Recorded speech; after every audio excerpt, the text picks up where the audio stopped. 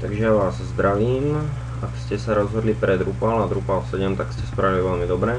A ja vám dneska ukážem, ako nainštalovať nový Drupal 7 a ako do neho priviesť slovenské rozhranie. A ak zostane trošku času, tak ukážeme aj nejaký ten trik. Dobre, stiahneme si z oficiálnej drupal.org stránky Drupal 7.15.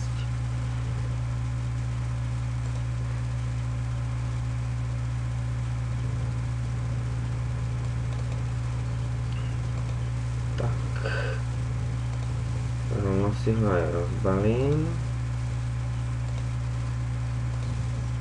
Výborne. To zavriem. Čiže máme stiahnutý Drupal 7.15 a teraz si stiahneme slovenské rozhranie, ktoré stiahneme zo stránky s prekladmi. Navolíme si slovenský jazyk a v princípe hneď. Ďalej tu sú najčastejšie používané moduly a ich verzie, takže tam sa dá potom doťahovať. Ale o tom potom. Tak a ideme nainštalovať. Tu mám otvorený môj localhost. Tak. A kam nám to rozbalilo?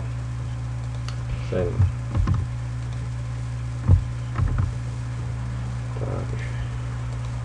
Výborne. Tak. A túto obrazovku zrejme veľa z vás už pozná.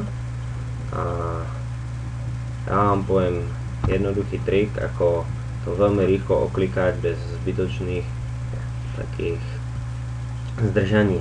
Nezabudnite, že Drupal potrebuje v priečinku Sites, Default, nový priečinok, Files, a že tento súbor Default Settings je treba skopírovať a premenovať. Tak. Settings. Výborne. Ďalej nesmieme zabúdať na to,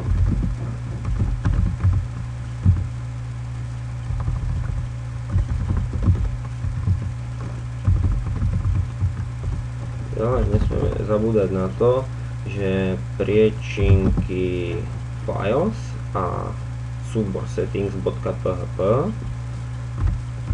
musia mať počas inštalácie plné prístupové práva. Tí, čo to budete robiť pod operačným systémom Windows, tak v podstate máte o jeden krok menej. Takže sudo mod 777. Niektorí hovoria, že stačí 666, ale ja dávam vždycky 777. Je s tým menej starostí a v podstate aj tak po inštalácii sa to zmení a priečinok Files musí mať vždycky minimálne 775, takže to je v princípe jedno. A teraz potrebujeme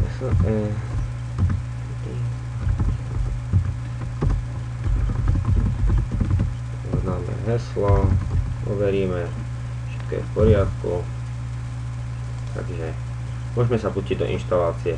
Štandardnú minimál inštaláciu voľte iba vtedy, keď vyslovene potrebujete stránku, ktorú budete používať 3-krát do týždňa a budete tam mať jeden obsah za mesiac, takže je to veľmi ochudobnená verzia. Inštalujeme vždycky v anglickom jazyku, nikdy sa nepokúšajte inštalovať v inom ako v anglickom jazyku.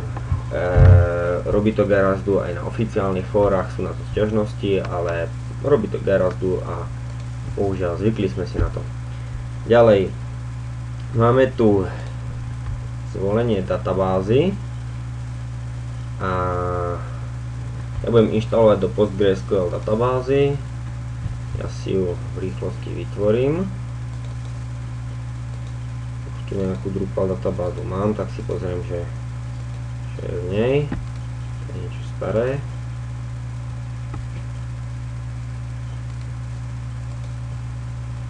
No, poď. Ako sa mu nechce, no čo vám poviem. Každopádne, no tak to nainštalujem do nej dovnútra, nevadí.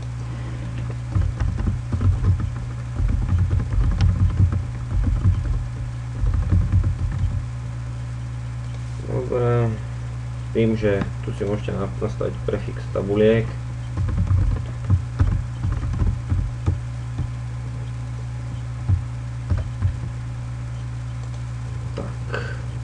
Inštalujeme, vytvárame. Teraz Drupal vytvára databázu, no nie databázu. Databáza už je vytvorená, to ste vytvorili vy. Teraz sa Drupal v princípe inštaluje, vytvára si tabulky a údaje, ktoré v tých tabulkách hneď na začiatku má, tak teraz ich tam v podstate súka. Chvíľku si počkáme.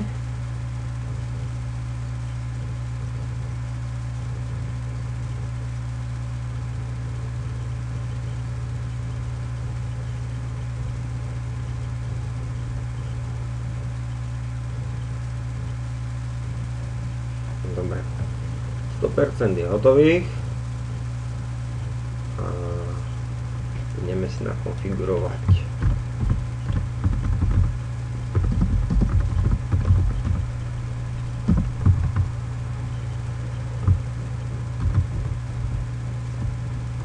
Tak, sem zadávame názov stránky, to sa samozrejme dá zmeniť.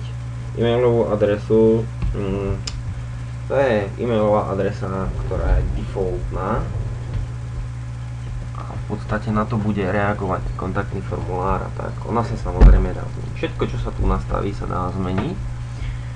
S tým, že tuto hore nás Drupal upozorňuje, že súbor settings už není treba mať nastavený na plné práva, takže v podstate ja mu dám opäť práva také ako má. Drupal 6 to mal vyriešené lepšie, pretože rovno povedal, že aký ten kód sem mám zadať. No, ďalej. Takže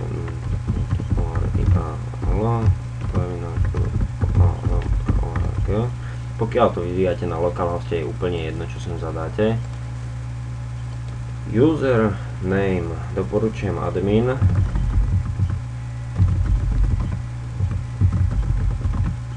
No. Teraz, ja som zo Slovenska, takže Slovakia. Musím si nastaviť Bratislavu, aby ma to neotravovalo, tak si toto odhačkáme. No, príkazový riadok môžem zavrieť. To tiež môžem zavrieť. Tak. Tada! A máme Drupal nainštalovaný. Teraz chceme nejaké to slovenské používateľské rozhranie, tak musíme zapnúť nejaké moduly. Otvorite si v novej záložke moduly. Teraz prvá finta, ako zrušiť tento hnusný shadowbox.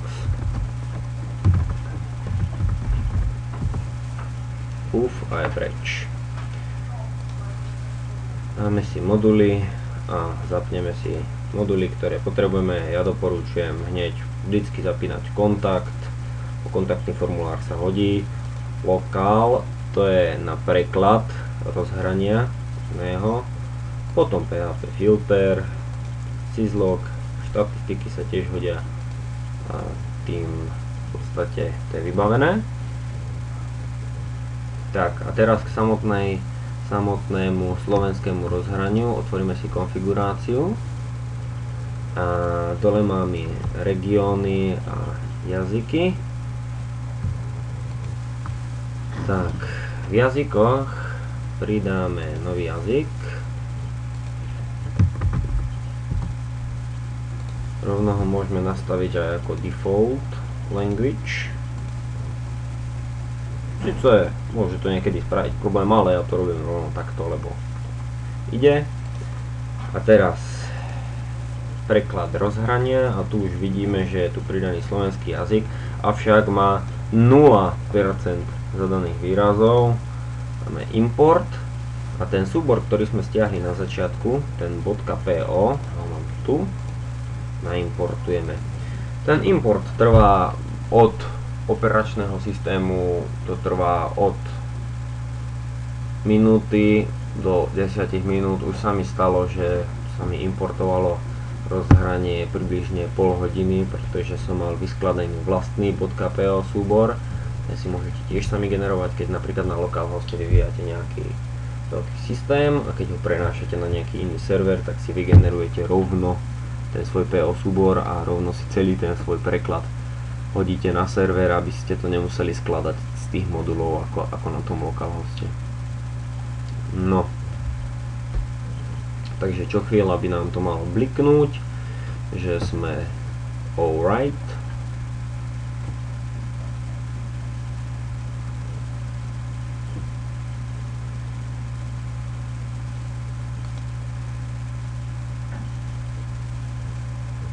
Drupal 7, ešte než sa nám to doimportuje, má takú zaujímavú vlastnosť.